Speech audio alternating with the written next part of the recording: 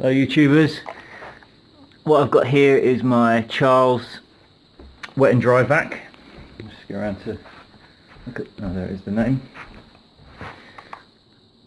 And what I've been finding is it sounds to me like there's a problem with the motor, probably bearings or the brushes. I'll just let you have a listen to it. It's more when it powers down that you'll hear the difference.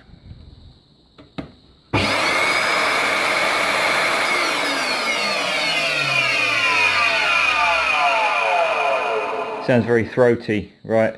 Just going to put you on pause for a second and I'll show you where to start taking the first screws out so we can have a look inside. So I've just taken the top off of the Charles Hoover and I'm using a flathead or a, no I should really be using a Phillips because I've got one here, or a posi. And I've started taking the screws out already, so you can see there's 1, 2, 3, 4. So take those out and I'll come back to you. So this has allowed me to take the top off, and now we have a further 1, 2, and there's another one behind there, 3. So I'll just take those out. Can't remember if I already said this, but obviously you want to turn the power off before you start disassembling. Otherwise you could well get a shock off of different parts of the body. So I have turned the power off now, so it's perfectly safe. So what we've got here is the brushes there and on the other side, and to access them you need to take this top cover off. So we're going to check that first. So after a bit of cursing, you need quite a bit of hand strength to get these off, because you have to pull simultaneously on all 4 corners. There's like 4 plastic tabs, so you've got to sort of stretch it apart and then lift it up at the same time. It's not easy.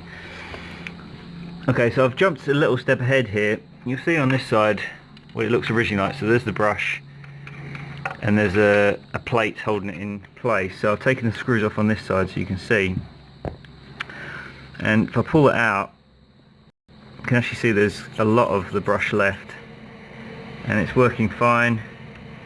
And if you see there doesn't seem to be anything wrong with the rotor, sorry, the armature. So the only other thing I can think it would be is the bearings.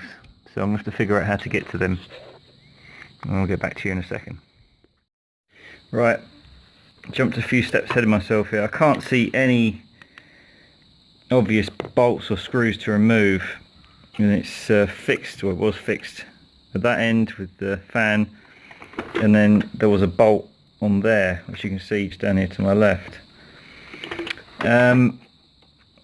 So what I've had to do, and it wasn't particularly difficult, just to get a flathead screwdriver in there and just gently work that off of there. It's obviously press fitted onto the spline of that shaft. Undid the, so you take this off as well, just move it out of the way. Undid the nut and bolt there, but didn't really seem to do a lot, so I might actually put that back on whilst before I forget. Just put the camera down for a second. Okay, you've got these 2 here. I'll put that back so you can see what's going on. So I had the brush that way around in here, like so, and that clip was down. Undid the screws, pulled that out of there both sides, and you've got these threaded bolts. I don't know what size they are, because I tried a 6 and a 7mm on my socket, it didn't work. So, but luckily I've got this extension bit for my impact driver, which seems to fit perfectly. So I'm just going to remove these. I'm not really sure what I'm going to do next, but I will get back to you as soon as I've figured it out. Just to make life easier, I've removed the mains power cable. As you can see here from the switch. I took a photo of it first. I always do that just to save me getting the wires confused around the wrong way when I put it back together. And I've just pulled off the power going to here and here, and I labelled which one was white and which one was black, so I would advise you do that. So now I can at least access this a little easier. This looks like it's either jammed or it's pressed on, so my feeling is I've got to force that piece off somehow and then check out the bearings. So that's what I'm going to do next, and I'll get back to you. I'll move to the shed now, and as I suspected, the spindle is just press fit or force fitted into the end plate, so it just took a little bit of levering out of here, and I'll show you what that looks like in a second when I'll pull it out. So there you have it, there's the bearing. Not sure what condition that is in yet, but the shaft looks okay. If we pull that back in there for a second and pull the actual rotor out,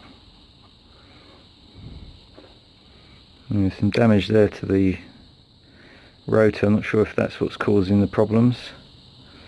If it's that bad, I'll have to replace the whole motor, but just want to check these bearings first, assemble it all back together. If that doesn't work, then I guess I'll be buying a new motor, but at least it looks clean, as does the armature to the left of it, the copper armature. Right, let's have a look at this bearing then. Right, so I've taken the rotor out of the stator, and I just had a little play with the bearing at that end. That's the fan end, and it feels really smooth, absolutely fine, no signs of wear or rust. This one on the other hand was quite dirty, so I used a bit of wet and dry just to clean it all up, and then I used a metal toothpick, move over here so you can see it a bit better, to pop that off. And inside was quite a bit rusty, so I sprayed some WD-40 in there, rubbed the cloth on it, so now it's clean at least, but it needs repacking with grease.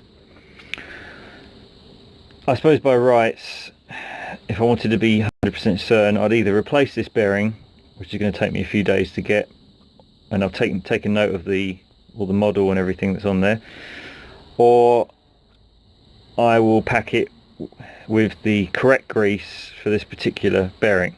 And the problem is I don't want to spend the rest of my life figuring out what the correct grease is for this bearing and doing all the research necessary if it becomes difficult. So I've had a look through my box of greases, and I'm just going to go for something close enough. If it doesn't work, then I guess I'll be getting a new motor or bearing.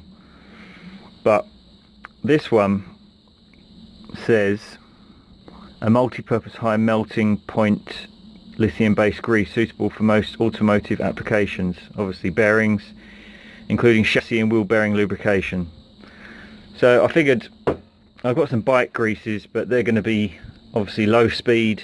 I mean, there's so many different greases out there. This one at least will be high speed, so we're going to take a chance on that. It's a lithium based grease, so hopefully it will work. Right, I'm just going to pack that into the bearing, pop that back on, and then start to reassemble it. I think to quickly note, on the armature you don't want to get any grease, so probably because I've been handling this, I'm going to give the whole thing a degrease. I've got some degreaser here, used for my bike, which is fine, and then we can start assembling it. Houston, we have a problem. There was a lot of things rattling around inside there, so what I had to do was, well, I was holding it like that, and I just got my screwdriver and I just tapped the edge all the way around to separate these two pieces. So that's fine, can line up the hole there on the outside, but now I've left with all these bits and I don't know how they go back together. I think this thing was rolling around in there. So if I can figure that out, I should be able to put it back together. So let's see if I can find something online. Okay, so I've assembled everything back together as I suggested I would, in the order I said I would put the motor back together. It seems to have worked, but unfortunately I haven't cured the problem. So hopefully this video will at least show you how this particular model comes apart and how you can service the various bits, but for me it hasn't worked, as you can tell.